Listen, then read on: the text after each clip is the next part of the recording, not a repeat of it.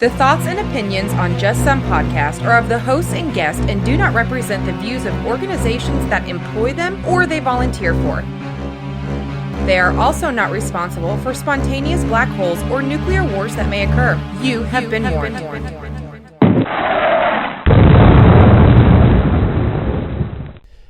So Yo's in the room with us. JB's here. Jeff, more beard sacrifice to the COVID. Oh my goodness. Yeah. Unfortunately, you are correct, sir. I am trying to get so I can see our questions. But unfortunately, that is not working. Pantless Jen's here with us. Had Not a party unless she's here. That's true. Colossal clusterfuck when PUI coded over the weekend. That's not good. Probably not the best way for that to happen. So, all right, well, Tom, man, we're gonna talk about some COVID stuff, right? That we are, Ben. That we are. I am just trying to get into the conversation with everybody else, but like you said, technology is precluding me from doing so at the moment. Perhaps they don't want to talk to you. That is always a possibility, as a matter of fact. I know it's laggy, guys. I'm working on it. Everybody's saying that we're lagging out. Well, voice is good, video laggy. Well, that's because the camera was scared of Tom's face. But can you blame it? Do we want to just address the elephant in the room there, Tom? I mean, we can. I think it's pretty clear what's going on. So those that have seen me before on here or that know me in real life know I had a precious beard up until just about 24 hours ago. Our facility went to a, hey, if you may be needed or need to get fitted, you have to have no facial hair policy put in place, such as many of you are dealing with. Not me. And it got me. It got me. It's a sad day, but it is what it is. It is what it is. It's true. I mean, Jeff, did I steal the kiddo's room? Actually, no. This was my I have an 18-year-old daughter that lived with us for a while, and she moved out, which kind of left it as a spare room, and so that's the room that I have moved into now to protect my family. So this is Bunker 1. That's what we're going to call it. Ooh, I like that. Bunker 1. Bunker 1. So, but I know that we had lots of things we wanted to talk about, some conspiracy theories and some other stuff that frankly pissed me off. Yes. And for those that don't know Ben, on the outside, he is, well, for lack of a better term, he is a pretty relaxed guy. So for him to get upset is a pretty mighty accomplishment. Well, it does happen occasionally. If you find the right button, you can, yeah. So do you have the most recent stats? I do have the stats that, let's put it this way, and this is what I'm trying to make sure I want everybody to know that listens to us, that comes to us for some positive or what they believe to be factual information, because we do try and be as factual as possible. These are the most up-to-date numbers that I am able to find. However, as the disease and infections progress, the numbers are going to become exponentially quicker and larger. So if you in a couple hours look at something else and you see a different number, it's not on purpose. We're not trying to trick you. This is just what we have right now. According to the CDC in the United States, we are up to 374,329 cases with a total of 12,064 deaths. The World Health Organization globally has us at 1,279,722 cases and a confirmed 72,614 deaths. But America's still winning gold, right? Well, if you want to go with the America winning strategy, then clearly, yes, we're in first place. Sadly. Sadly, I would like to point out to a lot of people, though, that keep in mind, a lot of these countries are a fraction of our size. And so it's, while there are, and again, trying not to be political because I don't think any administration would have handled this perfectly. But with the major hurdles we put in front of ourselves, starting at the beginning of this disease process, the fact that we're there is not surprising. Yeah, not surprising. Hopefully, as people get used to the precautions and maybe take them a little more seriously, we'll actually see a slowing down progression.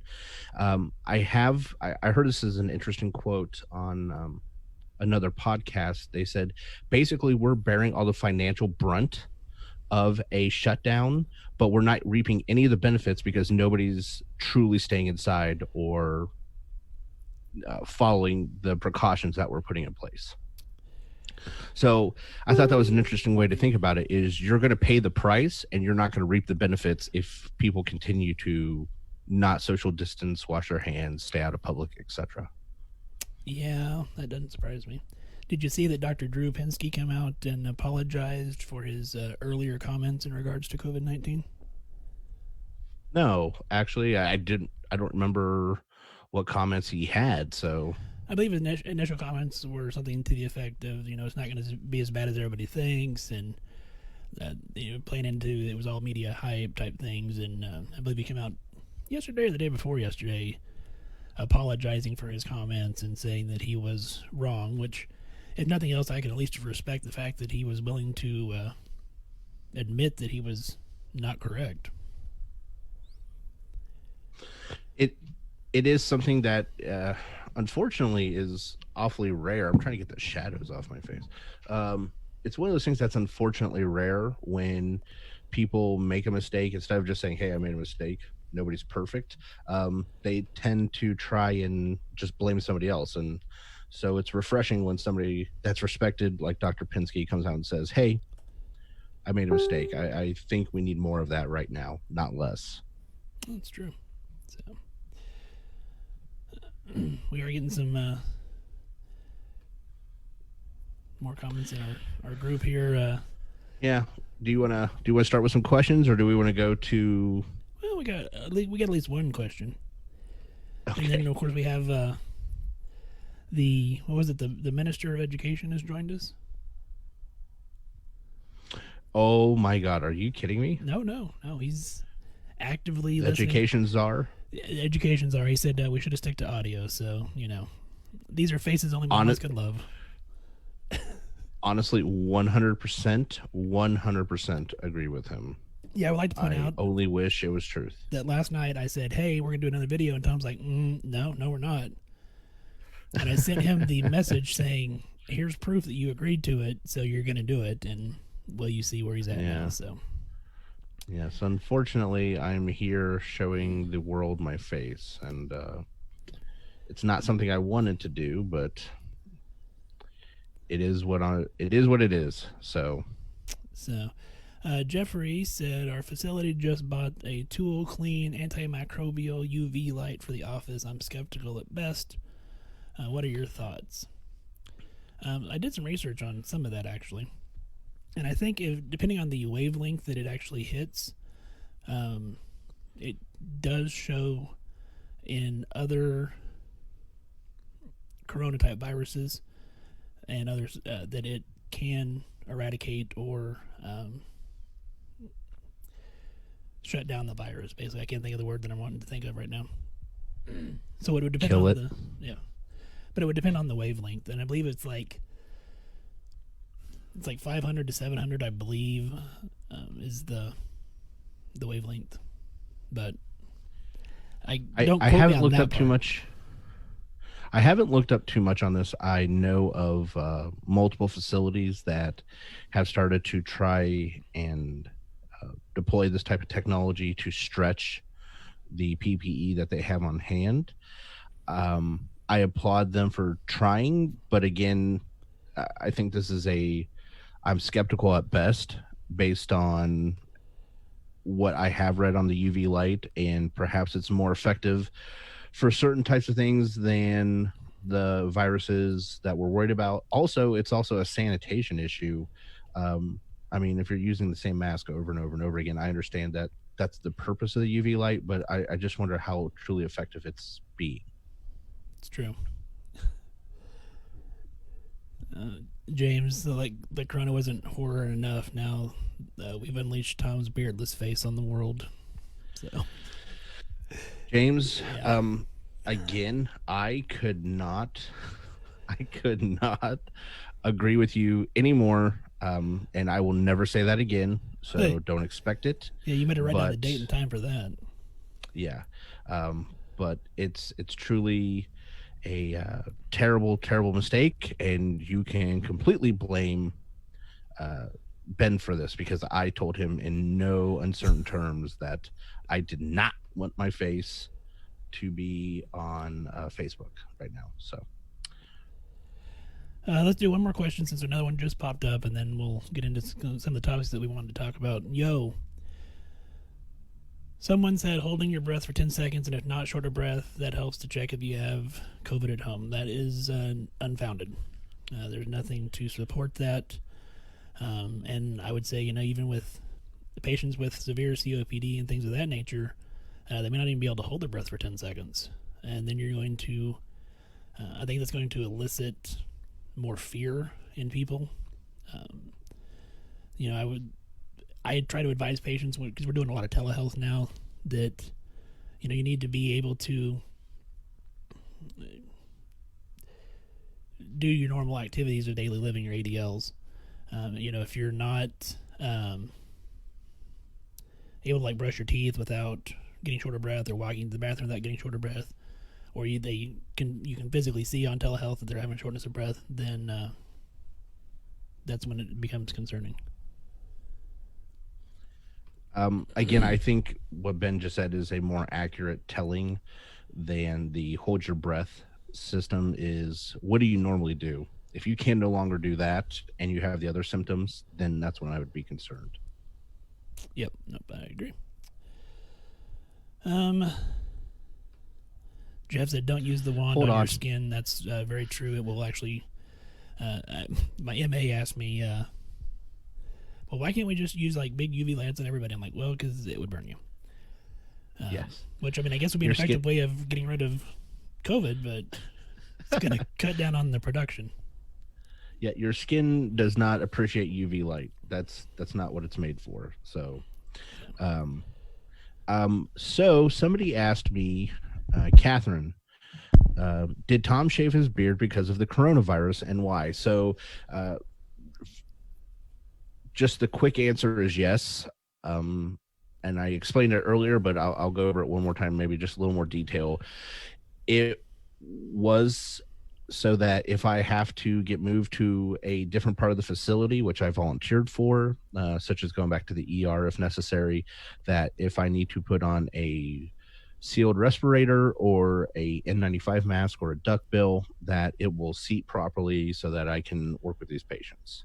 So it wasn't directly for something related to COVID, but yes, that's the answer. And her follow-up question is, why is Ben not shaved? Well, because Ben's goatee is shaved close enough to his skin that his N95 masks still fits and seals comfortably. So there you go. Speaking of masks, Tom, yes, apparently Ben's got a big head and a small face. I don't know. That's the only thing I could think of. Shut up. But speaking of masks, let's get into one of our topics that we want to talk about. And this is one that I get asked quite a bit about recently. The CDC came out saying that the recommendation is that everybody wear cloth masks. And now, of course, this is opposite of what we have talked about the last several episodes. And I really wish, and maybe I just didn't see the education aspect of it, but I really wish there would have been some more education to people about this. Wearing a cloth mask in public is not necessarily protecting you from COVID-19 or anything else. What that is doing is, when we are to the point of everybody wearing cloth mask, the assumption is that everybody has it. And so if you were to cough or sneeze, the larger droplets that are going to fly further are now contained within that cloth mask. Exactly.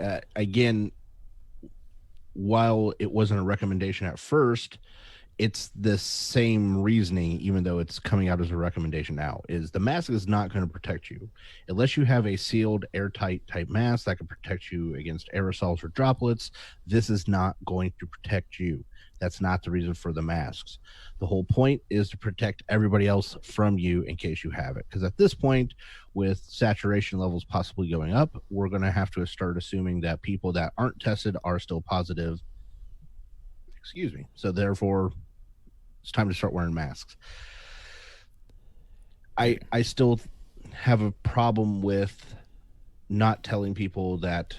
I have a feeling that this is going to run into, people are going to take this as, well, I don't need to social distance anymore, or we don't have to take the same precautions that we didn't when we had a mask. And that's my fear.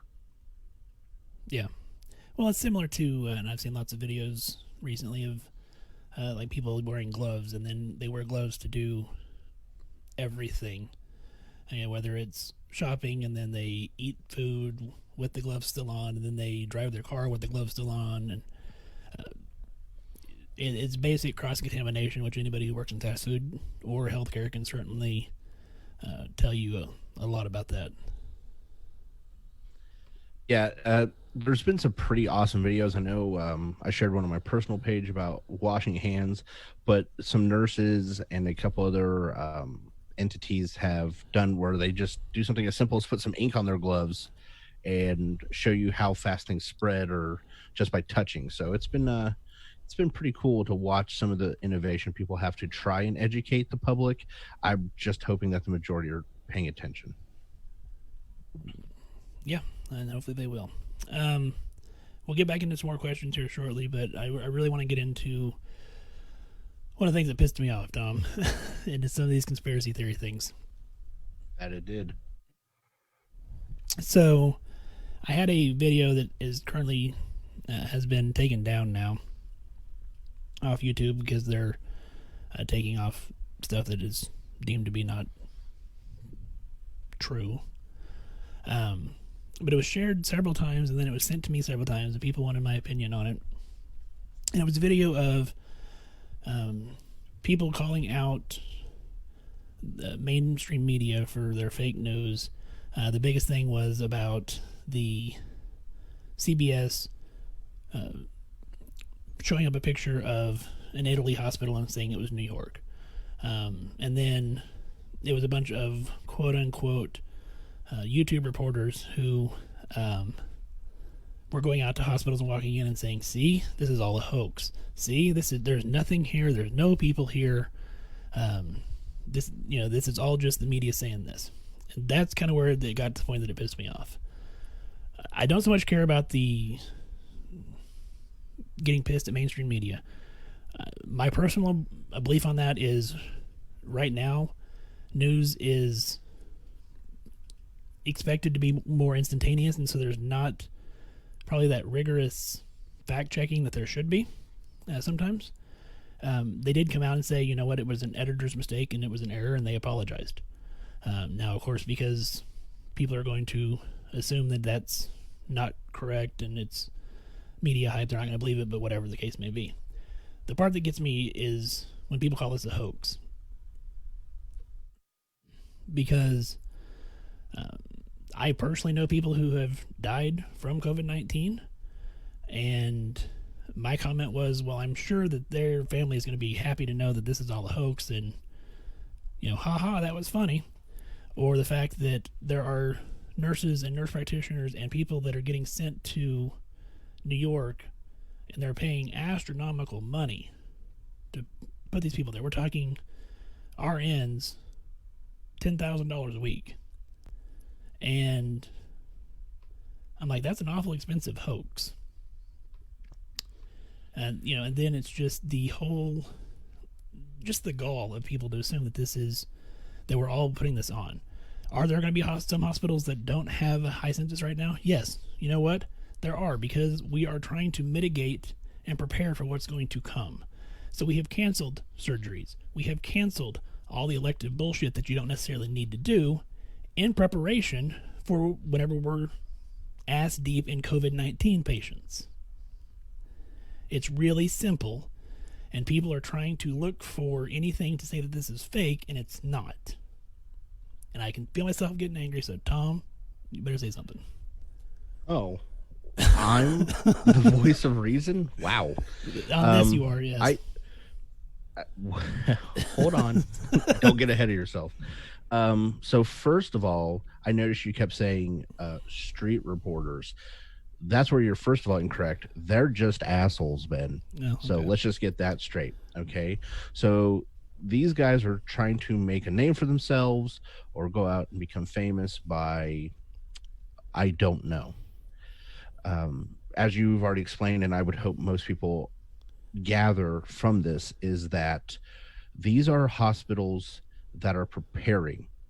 So when they're showing all these empty beds, it is in a unit that is set up so that hopefully the hospital isn't overrun. Yeah.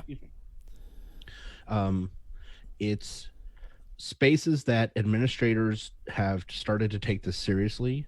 Not that they didn't from the beginning, but let's just face the facts. There are things that they could have done better, and this time they're trying to. And these guys are trying to capitalize on people's suffering. To me, that just shows how low they are. They're scumbags, and I don't care if you have a different opinion than me. That's absolutely fine. I think the world would be perfect but boring if everybody agreed with me. However, I don't know that it would be boring. Let's just clarify that now. It would not be a boring world if everybody agreed with you. But anyway, continue.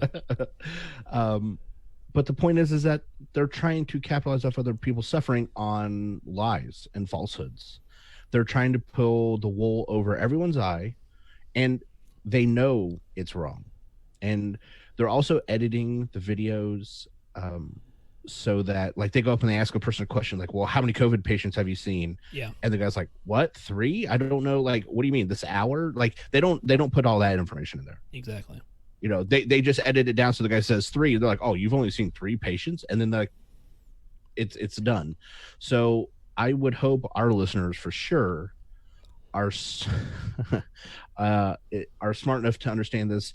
My hope is that politely, if they hear somebody saying some of this BS, that they're willing to educate them a little bit. And Tammy's right. They're looking for 15 minutes of fame at the cost of someone else's suffering. Yeah. And to me, that just makes them complete scumbags.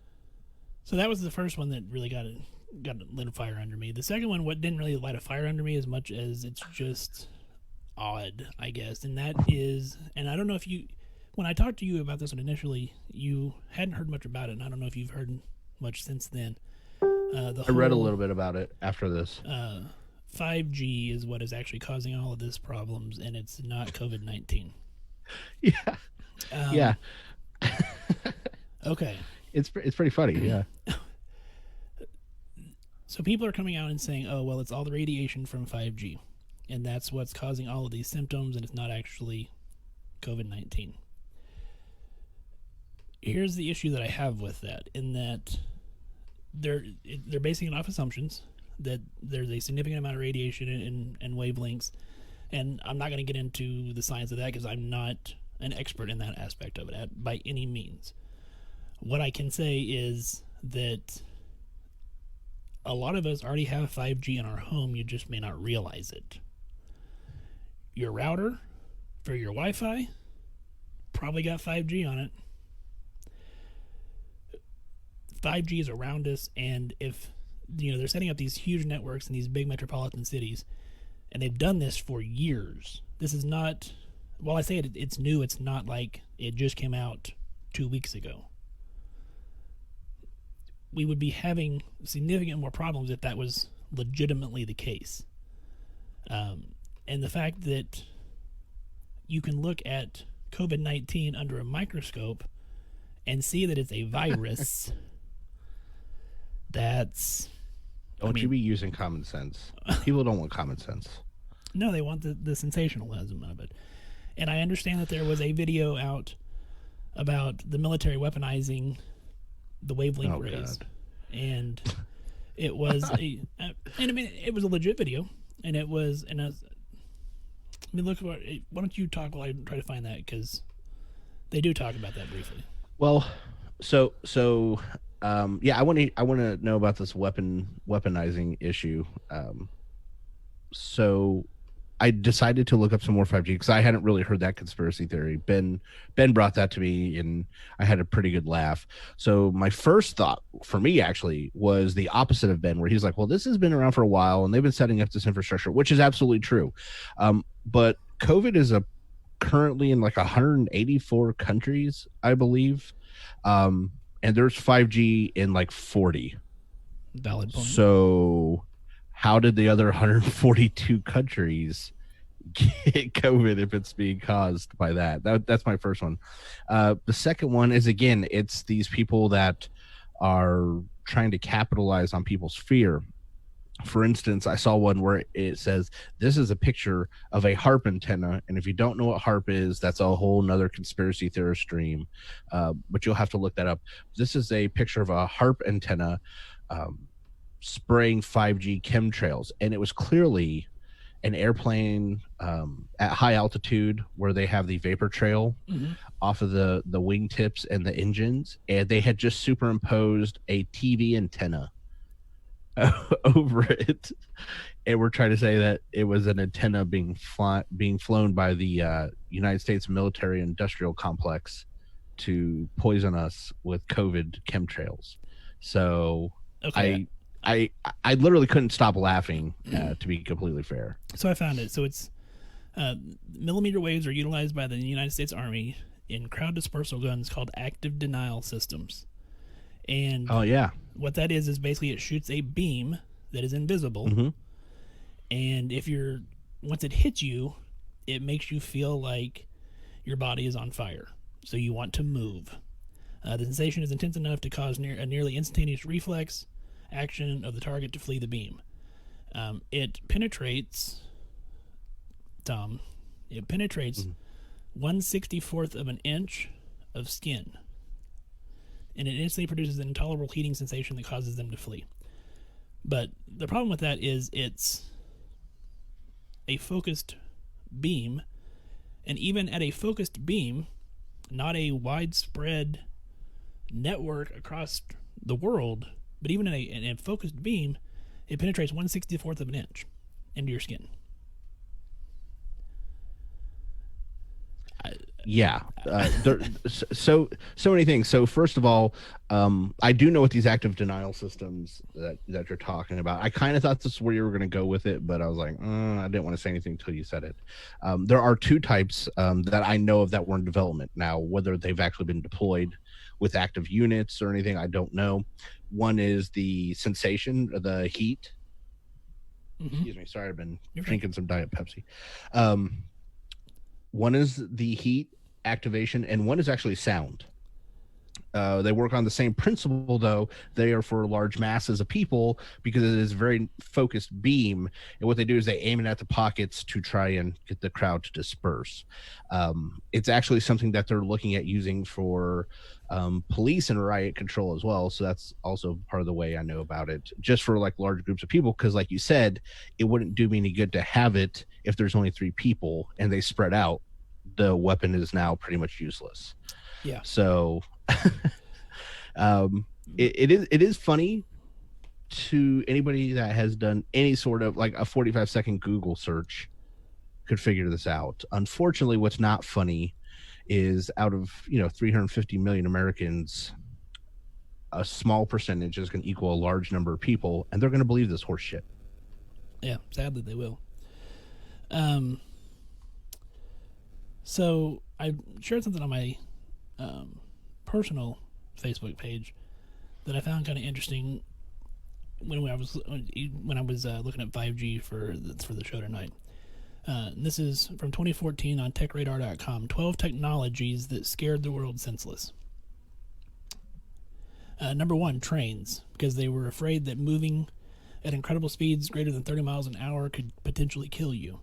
Number 2, telephones. The elderly feared that they would be touching them would give them electric shocks. In Sweden, preachers said the phone was the instrument of the devil and phone lines were stolen and sabotaged. 3, television. The whole, you gotta step further away from the TV for fear of ruining your eyes. Number 4, CRT monitors. There's widespread concerns that radiation from CRT monitors would cause miscarriages in pregnant women. Number 5, Wi-Fi. The killer Wi-Fi scare is the same roots as the CRT one. It's invisible radiation that some people believe has terrible effects.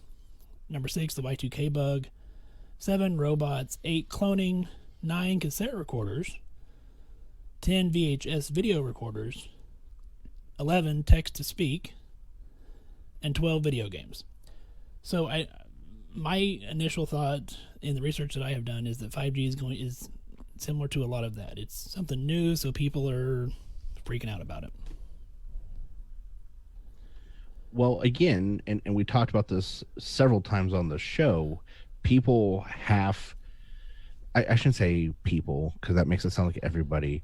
There are a lot of people, they need a reason. Yes. It can't be because something happened. It has to be a conspiracy so that their brain can process the information, and they will willingly plug whatever number into it, whatever idea into it, so that it will then make sense. Unfortunately, that makes most of text to speech is the devil. Well, see, I mean, it's hard to argue. The problem is that just makes our job that much more difficult. Like, we already have a difficult job. We already have the job of educating the public, but now we have to uneducate them on falsehoods and then re-educate them with the truth, instead of them just saying, hey, I don't know what this is, what's going on, and having a good conversation. We have to spend the first half getting through to them on what isn't true so that we can just get through to them with what is. And that's the part it just makes the hill that much bigger. And that's the part that frustrates me most is I don't know much about cars. I'll be honest. I don't know a catalytic converter from a tie rod, but I take it to a mechanic and he says, hey, this is out. This is what it is. It needs to be fixed. Cool. Okay, fix it. That's what I brought it to you for. We have scientists who study things like COVID-19 or 5G or all these other things that are out there, who they focus their life on getting educated in that particular topic, and then they put out their information, people go, no, you're wrong. And now I know where you're going to go before, not necessarily you, but I can hear it in my head. People are going to say, well, there's bad mechanics out there. Okay, true. But the bad mechanics probably aren't working for Porsche and not working for Mercedes and not working for Ferrari. So, these people are at the pinnacle of their career working for the CDC and places of that nature.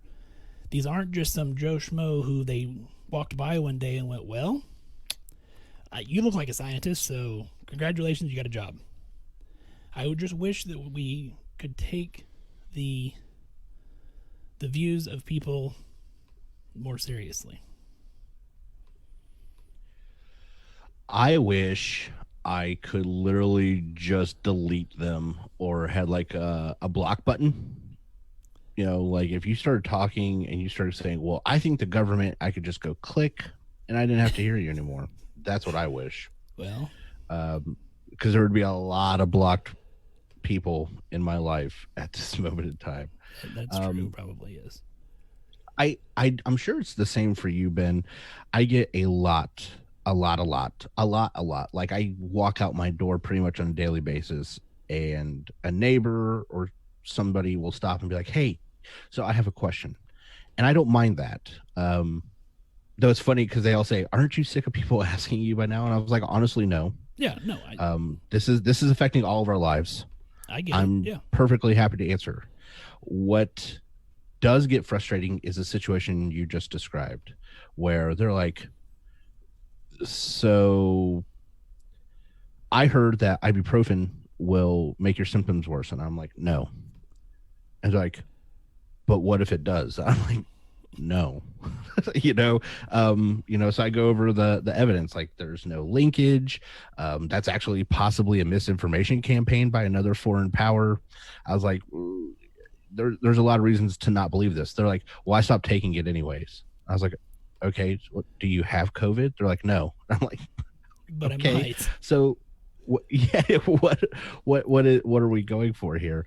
And that's the overall reason I don't mind doing education during a pandemic like this. Not that we'll hopefully ever see this again in our life, but when people are that scared that if anything could possibly hurt them, they're willing to stop it. Except, of course, not talking to other people.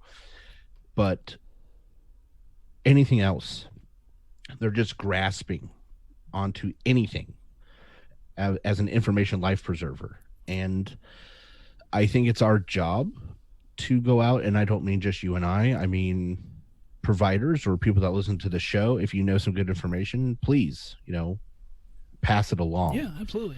But realistically, I think it starts here with us. Right here. What? I said we're the end all right here. So I seen that Pollyanna was on earlier. She's probably still on too. Did Ben say penetrate? I think it's time for a return visit. Absolutely. So that kind of triggers something in my brain that I wasn't going to talk about, but hell, why not? Why not? NYC, Tom, have you seen the sex and coronavirus 2019? And now the safest ways to engage in sex during the COVID-19 epidemic. So I did see one of the things about a health concern where people were asking things that you should stop doing. And I definitely think that's a Pollyanna related situation. That's what I seen her, she was on, I was like, oh. So the New York City Health Department put out, you basically need to know how COVID spreads, have sex with people close to you. You are your safest sex partner, Tom. The next safest partner is someone you live with. And then you should avoid close contact with anyone outside your household, including sex. You need to take care during sex. Kissing can easily pass COVID-19, so you don't want to kiss anyone who's not part of your small circle. Rimming might also spread COVID-19. Hello. Condoms and dental dams can reduce contact with saliva or feces, especially during oral or anal sex. And then washing up before and after sex is more important than ever. And the other recommendations that I've seen out have been things to the nature of avoiding positions that are... Why did we lose... Did we lose video? I don't think we did. Did we? No, okay. It just lost it on my end for a second. Well, you are terrible. True. Hold on. You're telling me yes that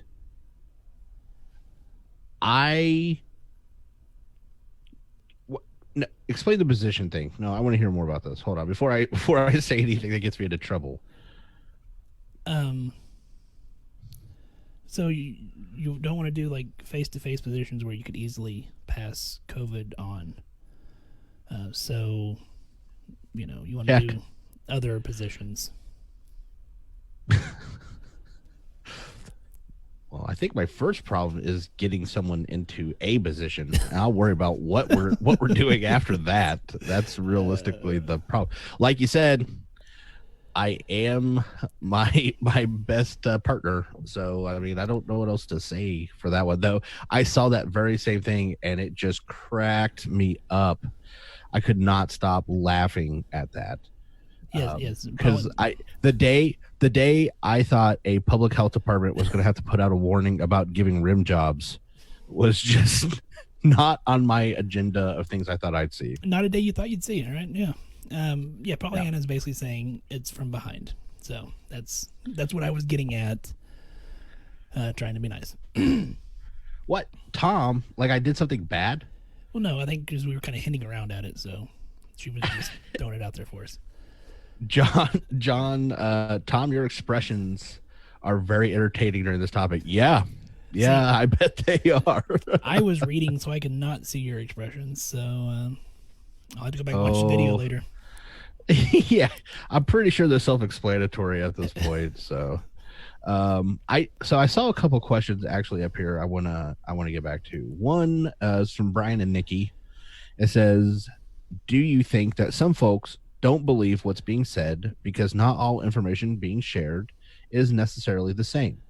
And yes, 100%. I think that's the problem. I think Ben addressed this earlier. Is far too often the major networks are trying to be the first, so they're putting out information that is sometimes not always 100% vetted, or they're doing the same thing that people on the outside are doing. They're hearing one bit of information, a second bit of information, and they're just putting out there and they're saying, oh,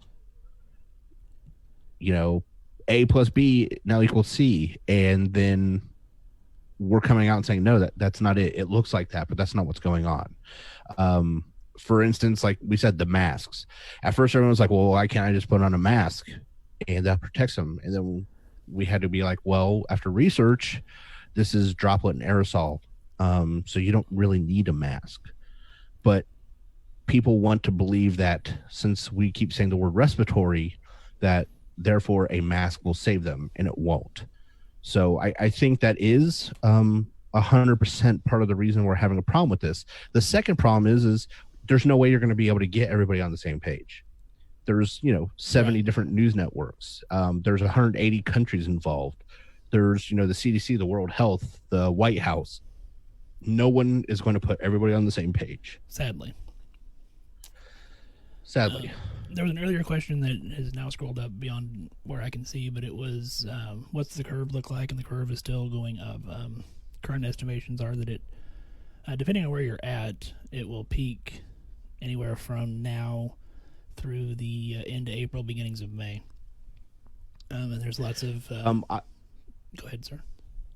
I was just going to say, I think that is a regional dependent curve, though. Yeah. Like I said, my state, we're actually below and ahead of where we expected to be. So, and that doesn't mean that we're not preparing for surge. That does not mean that we in any way think that this is over or things are great, et cetera, et cetera. But the problem with curves are their projections of what we think is going to happen, and you're dealing with the most volatile and unstable substance in the universe that we know of so far, and that's human beings. So if they start doing what we're supposed to be doing, we can actually start improving this much faster than we have been. If we keep continuing at the rate we're going, this curve is going to be much larger than what we want and possibly dangerous. So I think it's a regionally dependent, though, especially due to just sheer size of the United States. There's no way Ben's region is going to be the same as my region, which is the same as New York's region. Like the curves are just going to be vastly different. Population densities, stuff like that, just bed availability, play a big part. There's lots that goes into it. Yeah. Talking about miracle drugs and hydrochloroquinolone. There's still studies despite what is being said elsewhere. Some studies are showing some positive effects. Some are not showing any effects at all. So that's the best answer that I can give you on that. I actually have, I want to say it was Fauci a couple days ago, and I've seen a couple other statements on the hydroxychloroquinolone and chloroquine or whatever it is, stuff like that. So far, all the evidence is at best anecdotal. So we don't have any long-term studies or anything that says that we have anything that's going to help.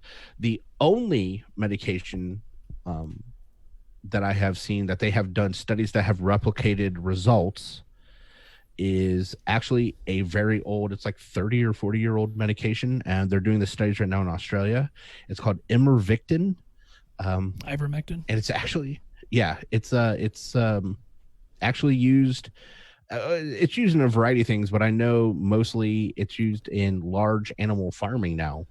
So that's gonna be interesting. We also use it in like scabies and lice. Yeah, can be. I mean, for a I'm human just saying, population, but yeah, it's not something that's used a whole lot.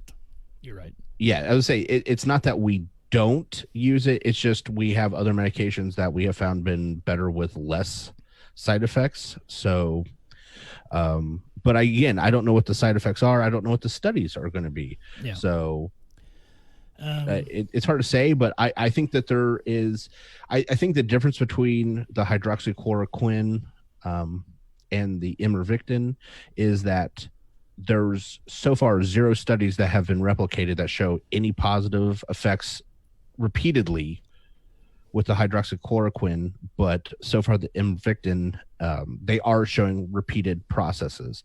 Now, clearly, that is all preliminary, and they have said we're not recommending for treatment based on these studies, but we have shown this once, and so we're going forward with our step 2.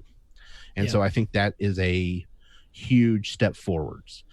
Obviously, that these are, although I don't want to say, I mean, a treatment is more than a Band-Aid, but they are still primarily bridges till we get to vaccines or, larger immunities to this. Yes, I agree.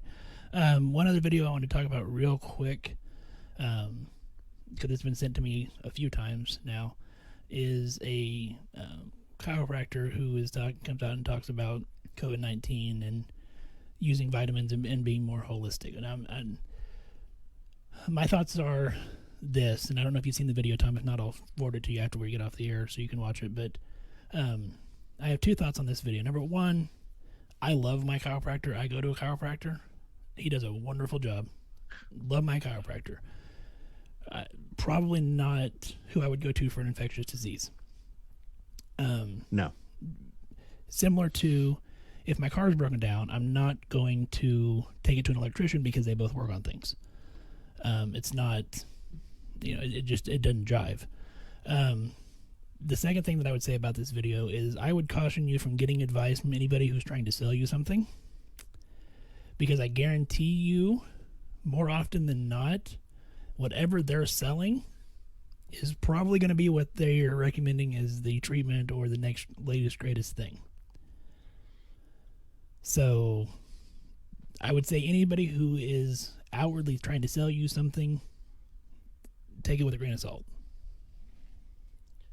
Speaking of taking things with a grain of salt, for all the people that are correcting me saying ivermectin instead of ivermectin, I don't use it, okay? I use the other medications that we commonly use for it. I don't deworm a lot of cattle, so sorry.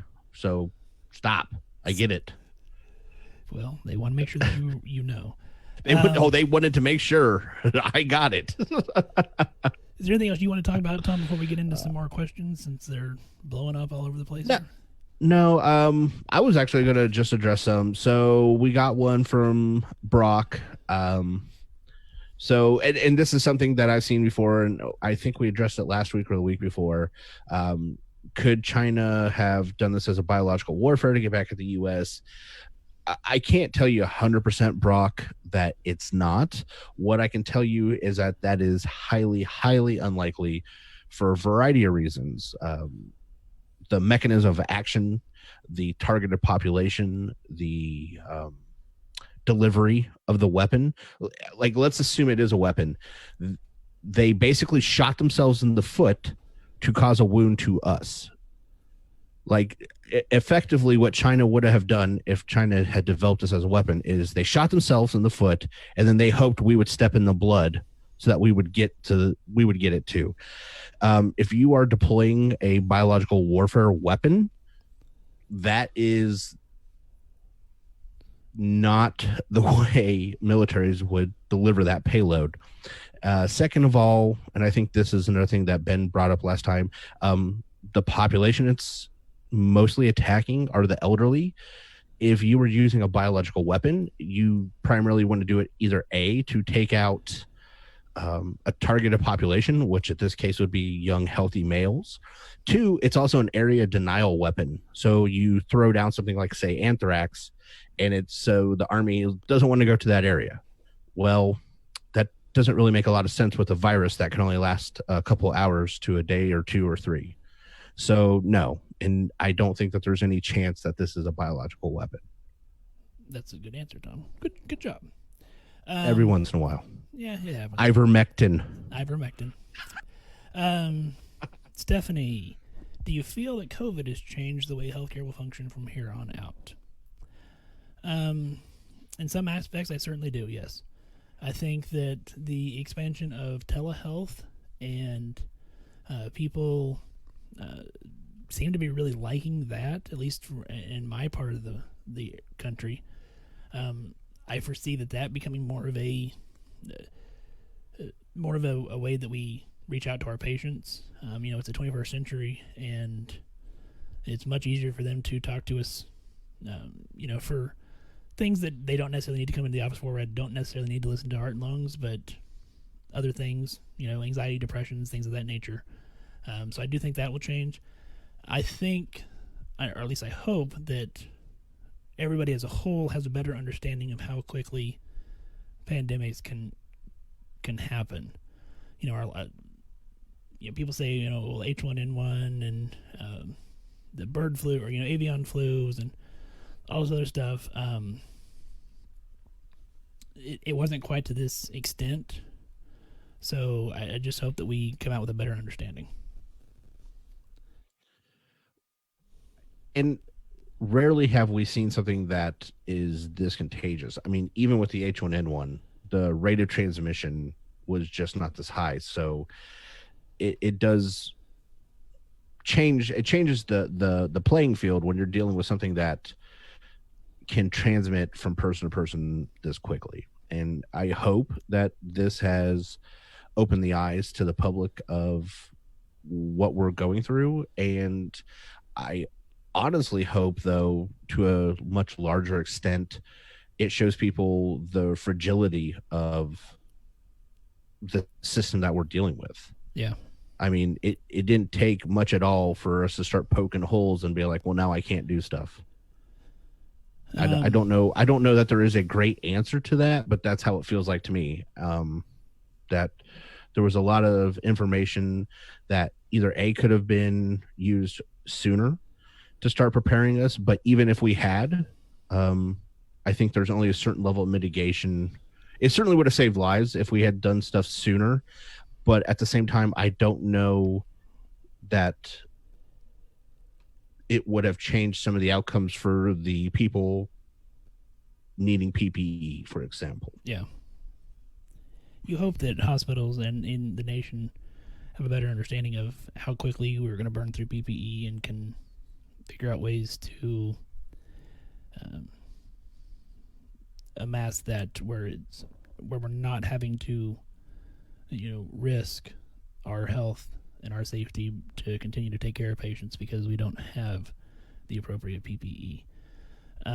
GenShip, even the CDC couldn't get it together at first, but ibuprofen use of the COVID and recommendations, the treatment seem to change daily. Very true. That's kind of what makes it hard is, sadly, we're all kind of learning. Somebody that I work with mentioned, it was a great line. It's like, we're kind of writing the policies as we go, because we are. It's, things change by day and sometimes even hour by hour as far as recommendations and treatment and how we're going to handle things. So it's just trying to stay as up to date with it as we can.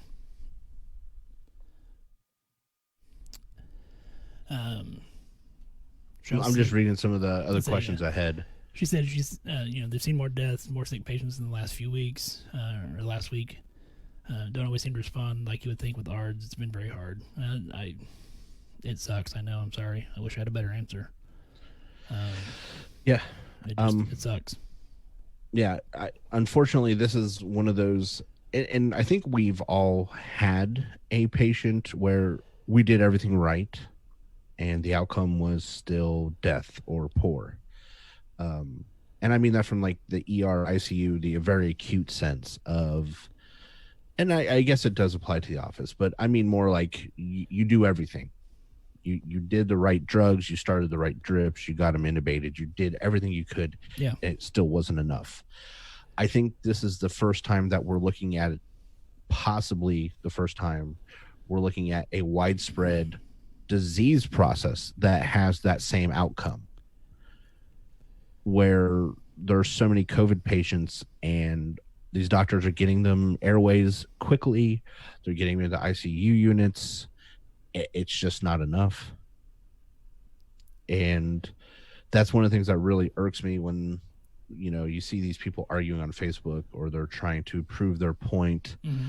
And they're saying, well, it's fake, or the government's really using this as a tool, et cetera, et cetera. And I posted that on one of their little arguments was, you people have never seen somebody intubated and die, even though you did everything right, and it shows. And they try to turn it into something else. But that's the point, is in healthcare, we're doing everything right. And sometimes it's still not enough. And I think that's to me the only thing that I don't want to say worries me, but it definitely feels defeating. Like, so I can still do it right and I could still lose. That's my problem. I still don't want people to panic, but that's the problem I think I have with it's a hoax. Conspiracy theories, I can sometimes at least see the end game as far as what they are seeing come from it, whether it's 9/11 or any of the other conspiracies that are out there outside of maybe flat earth. But with the media saying, we're saying that this is a hoax, I don't understand the end game. I mean, to what end? So is the media doing it, and then therefore you don't trust the media, but then you also have people in the government coming out and saying it, so then do you not trust the government? Well, the government and the media can't work together, so I just don't understand to what end people see that it being a hoax. What the end game is for them. I just can't personally see it. But that's the point also, is maybe there isn't an end game. Maybe they just need this to try and explain it away so that they don't have to be afraid of the fact that there is literally something out there that can make them sick. Though I would still like to point out that overwhelmingly, most people are having no symptoms to very mild symptoms. Right. Even the majority of people that go into hospitals for treatment are recovering well. It is a very small percentage of people that are having fatal reactions. But when you are having this many people at the same time having the same reaction, that's what's overwhelming the hospital system. And I don't know why that is so hard for so many people out there to understand. I don't know either. I mean, I wish I did. I don't know. The question was sent there's no answer. No, there's really I like this. There's no answer. It's just what it is. That's 100% true, but that's not going to stop them from being dumb and killing somebody that didn't need to be. So I don't want to let them off. I guess I feel like I'm letting them off the hook if I don't call them on it. Like, hey, you don't have to freak out. You can wash your hands, you can do some social distancing, and it will most likely keep you safe. But if you don't do it, you could kill someone, and they just can't figure that out. Yeah. I had a question sent to me in regards to percentages of patients or people that have COVID versus those who don't. Right now it's going to be really hard to say because we're only testing symptomatic people in this country. So the percentage that quote unquote have it is very low compared to the normal total population of the United States. With that being said, I do think there's hope in the future, whether that be 3 months, 6 months, whatever the case may be, of being able to do like IgG and IgM testing, which can show if you have had this infection and that you have antibodies to it. So I think once we start getting that data, then we'll have much better data to say how many people truly had this disease and recovered and didn't know it, or the true numbers. I don't think we'll know those for several years, if ever. Yeah, I do know that there are several places. For instance, I know that Ohio State and a couple other places are working on some tests that are in-house, that they are getting results within hours, not days. Right. And I think as that information is spread out to other places, you're going to see the test results coming in quicker and faster. Again, we talked about it a week or two ago. The FDA has approved some point-of-care testing. Now, where that's at, I don't know. We're going to get more information. And we're going to find out that the group of people is much larger than we had anticipated. So, there goes your curve. Your graphs are going to start looking all sorts of skewed once we put absolutely. that big of a denominator. But I think it's so hard for people to grasp that we're projecting those numbers out based on what we think we know, and they're like, well, I'm like, I don't have an answer for your well. Yeah, it's true. And they assume if there isn't a hard answer, then it must not be true. And I'm like, that's just not how this works. But that's where we are. A few more statements there on the page, Jeff, and then kind of Jeff's comment was going to be a lot of HCP PTSD after this. Tammy kind of piggybacking off of that. It's a hard pill for HCPs to swallow. We want to save everyone. We're not used to feeling helpless. And that is so true, because you feel like nobody went into this to harm people, and nobody went into this to see everything that they do and do everything right and still come up short. And so it is. It's just a shitty deal. And I wish I had a better answer. I mean, it's not even necessarily an answer, but I mean, it sucks is the best statement that I can make about it. It sucks really bad. It does suck. And again, I know we talked about it on a way back episode. That's one of the whole reasons I got into nursing. I didn't want to feel helpless again. I didn't want to be in a situation where I didn't feel like I could help people. And here we are. All I can tell you is, for the healthcare providers out there listening, you have to take care of yourself first. True. And I don't mean that in a selfish way. I meant you don't do anybody any good if you go down too. So let's try and keep all of that in mind. All right. You can't put out someone else's house if it's on fire, if your house is also on fire. It just doesn't work. That would be the first thing I'd have to say. So there does need to be some mental cleansing in whatever capacity that we can do for this, and whatever that is for you. There are people, meditation, church, therapy. I don't care what it is, but if you feel like you need it, please seek it. Yes, absolutely. Medication, church, you said therapy, yoga. I bet I probably know what Pollyanna's is. That's honestly one of the reasons that, of course, not that anybody out there would necessarily know. Tom and I play Xbox a lot together. That's one of the reasons that I've been doing that a lot more lately, is because that's my time for my brain to shut off and not think COVID-19. I mean, from the time I get up to the time I go to sleep, outside of a few minutes, I'm either taking care of COVID or I'm taking care of patients, I'm answering messages, or I'm answering questions, which I don't mind doing. Like Tom said, I don't mind at all. That's what I signed up for. But that hour and a half or 2 hours or whatever it is that Tom and I and the rest of the guys can get on and just kind of veg out and play allows my mind to reset and get up and go to work the next day. Like Tammy said, we do it so that we can get up and we can go to work, and, Yep. and we repeat the process. And then we can do things like prescribe ivermectin. So that's what I get up for. Or Lexapro or Zoloft or anything else that you may need for, yeah. Well, I'm going to need it after talking to Jeff after this. Good Lord, man. Well, he wants to make sure that you sound professional, Tom. He's clearly never met me, so That's probably true. Apparently, I was wrong. Polyans was meditation. So, well, yeah, before. I know. I was. People can see the chat. I was just, yeah. Try to keep it kid friendly. No, not necessarily kid friendly, but just yeah.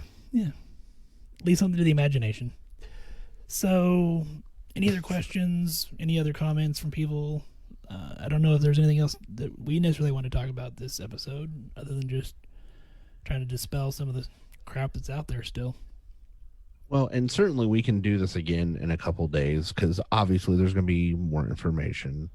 I am a little frustrated, and again, not trying to be political, but hearing people in positions of power talk about medications that may work.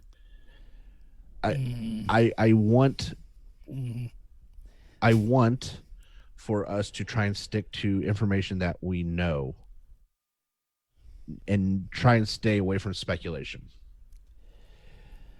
And yeah, because that's a dangerous slope to go down, and that's my only fear. I'm not saying that medication may not even be the savior. It very well could be. I don't know.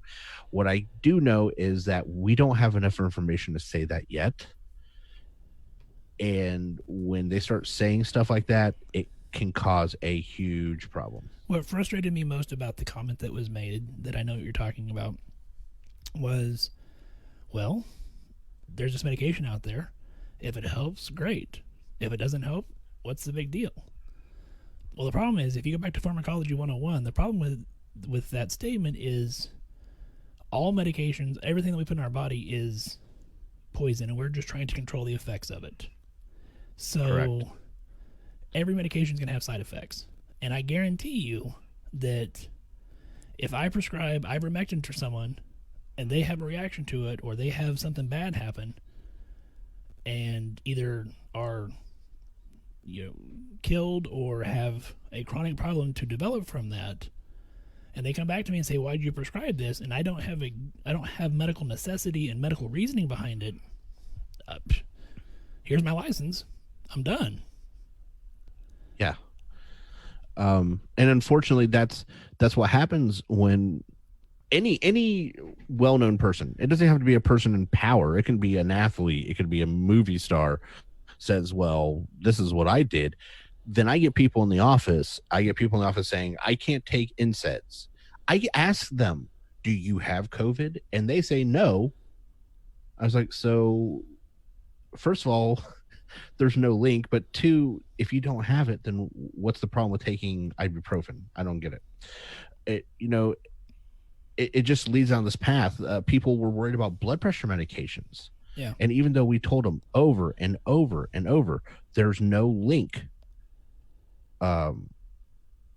between this blood pressure medication and worsening of symptoms, they will tell you, well, I heard or I read, and then demand to be put on medication that may not be as successful for them. And then it just blossoms out into this problem, and it's growing larger and larger. That was my whole point. And again, it didn't have to be a political person. It could be a movie star. It could be a football player. I don't care. I just, well, shit, look at, I try not to bag on the media too much, because I know that they do not a great job, but I know they're trying to do their job. But when they lend credence to this information by putting it out there, and they know what people are going to do, that's a problem for me. Like, we already have enough problems.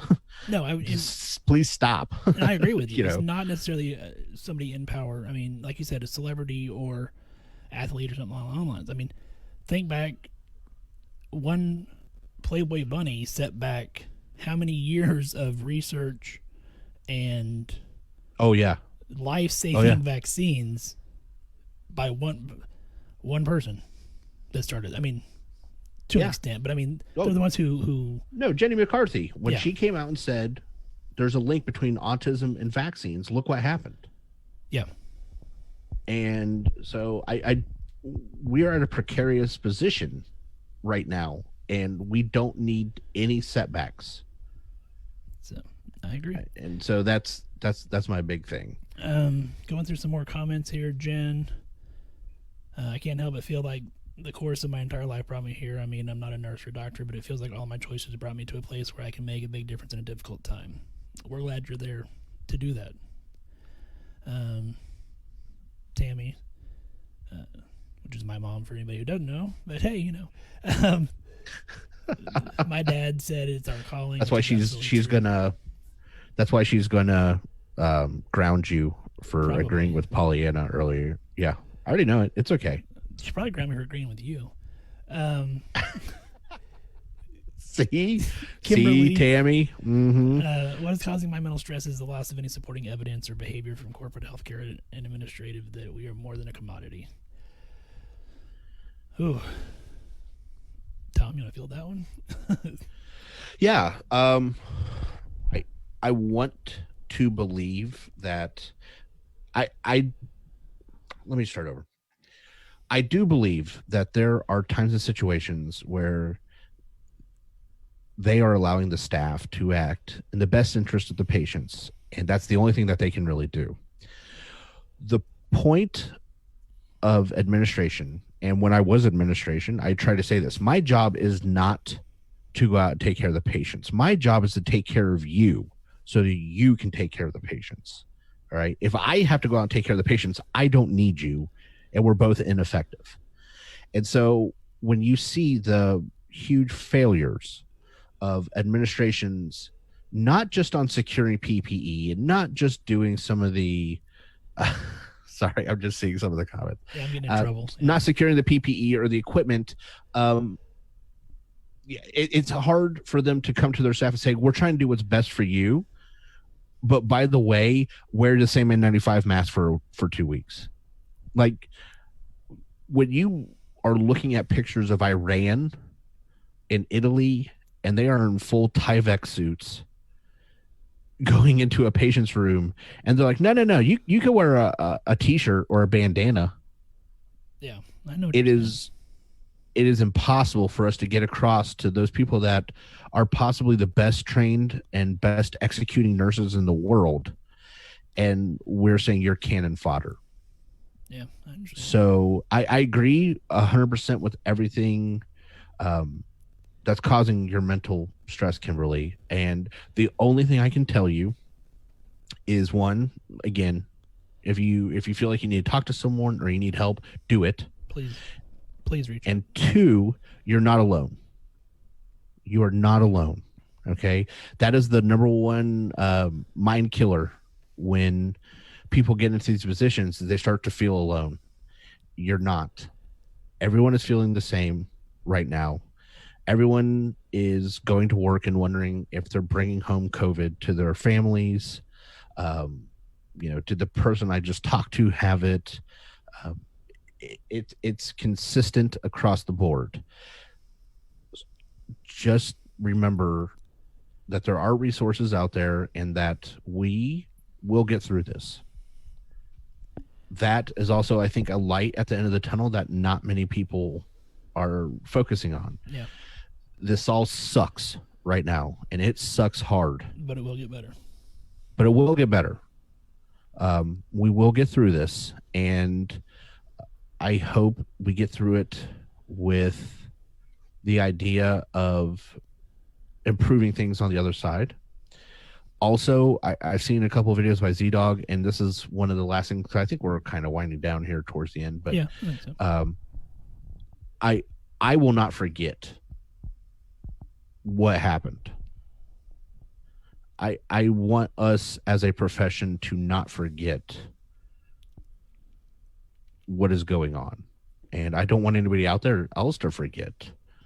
I don't want anybody to take the lives that have been lost for granted, or they be in vain. Yeah. You know, people have died, people have gotten sick, including colleagues. So when this is over, I think it's time for us to say something needs to happen. Unfortunately, now it's not the time to have that fight. Right. But when this is over, there will be a day. there will be a day, and all those people that, you know, are making healthcare decisions the past, and that's the problem. It's not something. The problem didn't start today. It didn't even start in January. It could have been more effectively managed, sure, but the problem didn't start now. The problem started the day that we started putting MBAs in charge of hospitals with no healthcare experience and nobody holding them responsible to the healthcare professionals they're leading. I think that's part of the places where this started. When we started putting Press Ganey's scores as part of the reimbursement for hospitals and money became more important than patients, I think that's where these problems started. It's like a mic drop. Hopefully, when this is over, I think that when this is over, we go, no more. You're not holding me hostage to a person and their opinion of my care versus the effectiveness of my care. Yeah, there you go. I only hope that's where we go. And ivermectin. Jeff says it's a calling as much as law enforcement and anything else. He says he volunteers to be in the gauntlet every day he works. He spends 4 hours in full PPE. I do it for no other reason than I feel compelled to do so. Dude, you're awesome. She was on earlier, Kay Morg, which is a colleague that I work with. She does a lot in our fever clinic in full PPE, and some of that is because of my comorbidities with my asthma. She takes a lot of the shifts over there so that I'm not over there. So I think that's amazing that there are people who feel compelled to do so. I have done shifts over there. I'm not saying I haven't, but it means a lot to me that she's willing to step up and try to protect me also, along with everything else. And we're going to get off on a side tangent, but like I said, we're winding down, so screw it. We can get a little off track. Coming from my background, there were times that I did things that I look back and I was like, wow, that was awfully stupid. I could have really got hurt and or possibly lost my life. What I would say when people ask me why did you run into that burning building, or when that guy was shooting, why did you run out there? It was for the people around me, like what Jeff said. Yeah. I was doing it for the other people there. I wasn't doing it. I didn't even think about, honestly, things that the ramifications of what could have happened. You do it to take care of the people you're there with.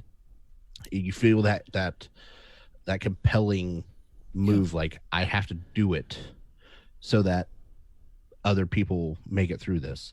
And so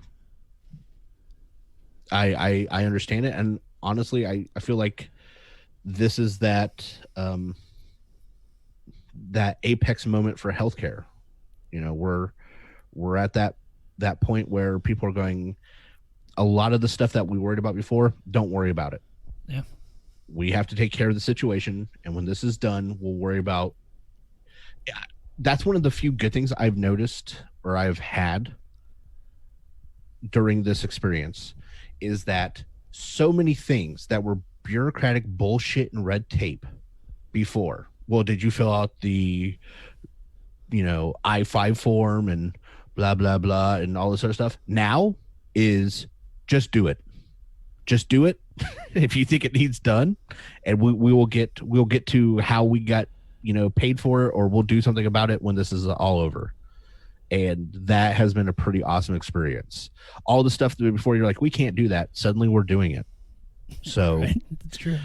I think that's a pretty impressive thing. If you told people just 6 months ago, hey, did you know that we're going to wipe out all surgeries and stop them cold just so we have extra patient beds, you would not be like, no, that just doesn't happen. But look where we're at. Right. So, it's our defective wiring. It's true. it is our defective wiring, just like mispronouncing ivermectin. Tammy, because someone needed It's a simple, easy mistake, Jeff. Simple, easy mistake. Because someone needed you, thoughts of yourself never entered your mind. It's true. That's why, I mean, if I got called right now and they said, hey, we need you to come to the ER because we are swamped and we got 400 COVID patients here, I'm putting pants on right now. Yeah, that's what we do. Yeah. I guess that's one last thing we could talk about. I'm sure other people are having similar.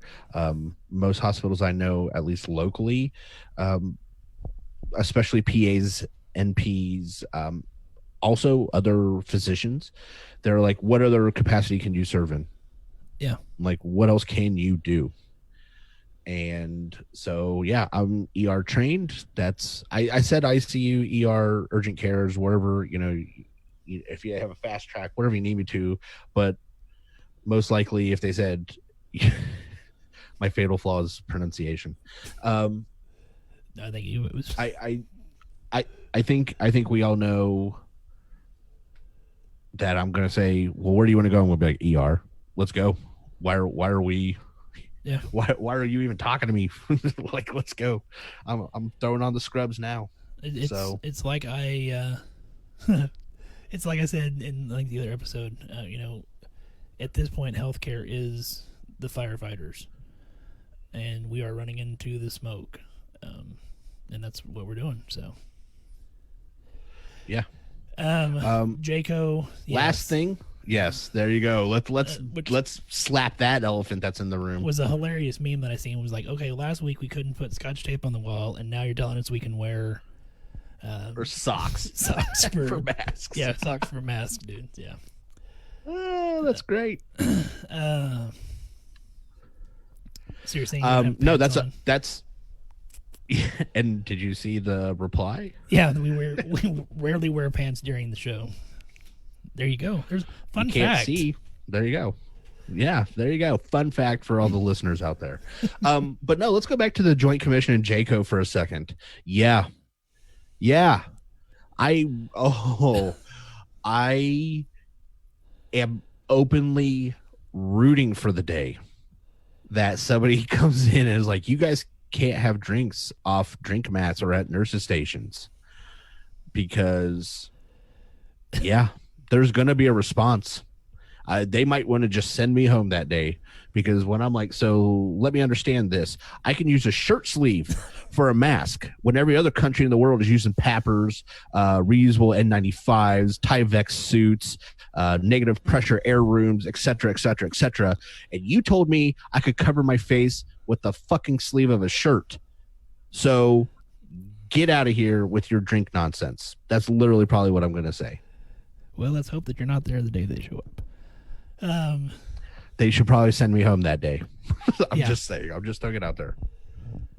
All right. Well, hey, on that note, everybody's making fun of us because we don't wear pants, even though, Pantless Jen's even still here. Do you want me to stand up right now, Jeff? I mean, I'll stand up. I don't care. Now the show's going off the rails. This is the Just Some podcast I'm used to. Yeah. Tammy, would you send a soldier to the front lines in a t-shirt and flip-flops? No, but we'll tell healthcare they can use a sock for a mask. So. Yeah. Or people that are trying to compare this to other problems in the world. They're like, well, lots of people are dying of drug overdoses. I try to tell them, well, you can't get a heroin high from standing too close to somebody.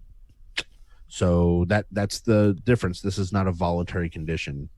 That's why this PPE and all of this is so vitally important. But you can't get a contact high from... You can get a contact high if they're smoking weed. There you go. But unfortunately, cannabis does not cure COVID-19. So no, it does not. And apparently, Pollyanna doesn't wear pants when we do the show either. There's another fun fact for you. See, we're all just pantless here. It's going to be an interesting conversation next time we talk. Yeah, exactly. Somebody's going to be getting a text message in just a few minutes.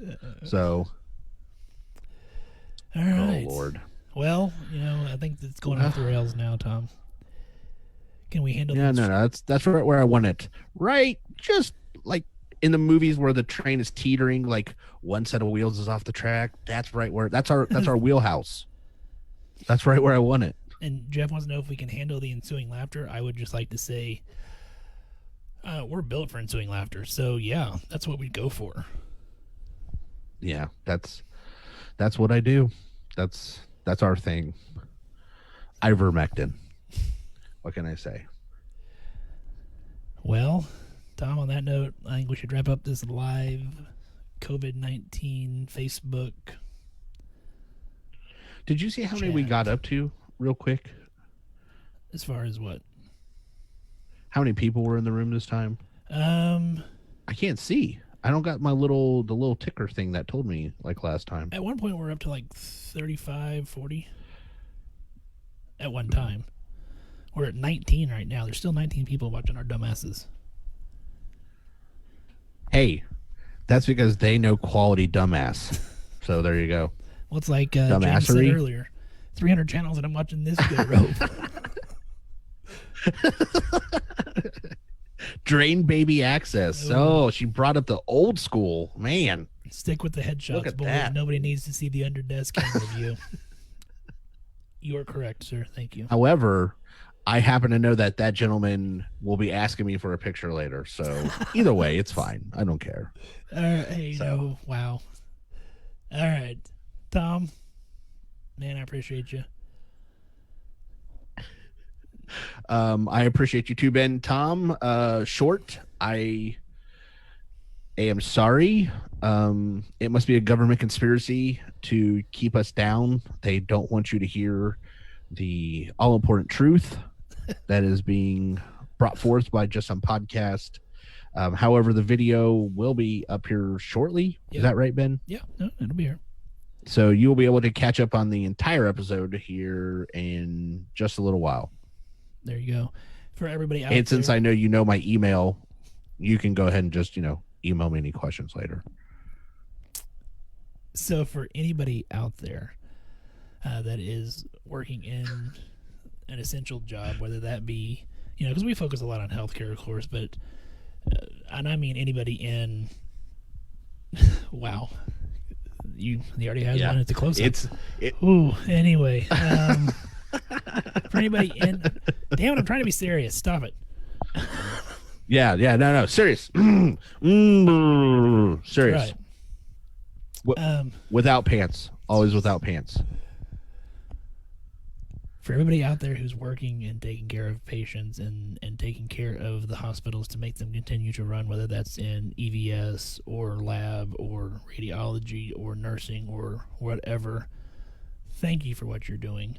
For everybody else that's out there that's essential workers in the grocery stores, convenience stores, truck drivers, all the other stuff, thank you for continuing to do what you do to help everybody out. Please stay safe out there. I stole Tom's line. Because he was being mean. You want to say anything? Not now. No, you gotta say it still. No, I gave ivermectin. I said that. I gave my heartfelt. It's your turn to be heartfelt. 30 seconds. Okay. Yeah, that's what I'm known for, is the heartfelt. So I guess Ben covered the heartfelt part, and I just want to say this. We have tough times ahead. We probably have tougher times coming up. So you're going to feel down sometimes. You're going to feel beat up, and you're not going to want to push forwards. And when you do, I want you to remember that it's time to suck it up. We all are in the shit locker together. Okay. When we get done with this, we'll have plenty to talk about. But for right now, seriously, keep your world small. Focus on what you can do in front of you. Don't try and pay attention to how to fix the world, because you can't. You can only help that patient that's right in front of you. Stay focused on that fact. one patient at a time. Embrace the suck, because it does suck. And when this is all over, we can all have a good hug and cry it out then. But that doesn't mean you can't now. That just means I want you to realize that this is hard. It's hard for everybody. And we have got to stay focused on what we're trying to accomplish so we can get through this all in one piece. But in the meantime, stay safe. But in the meantime, we're going to continue to put out episodes because, maybe this is somebody's therapy, is to sit and listen to us, answer questions, and talk shit and cut up. So maybe we are feel bad for that person get through what they're dealing with right now. Tom. Well, they clearly need more help than I can give them if that's what's going on. Clearly, everything else has been shut down, so they can't get that help. So we're still here for them. Also, I can tell them how to pronounce ivermectin. Yeah, there you go. That's what I got. All right. Hey, everybody. Thanks for joining us. This video will be back up here shortly, and we appreciate all the questions and the interaction.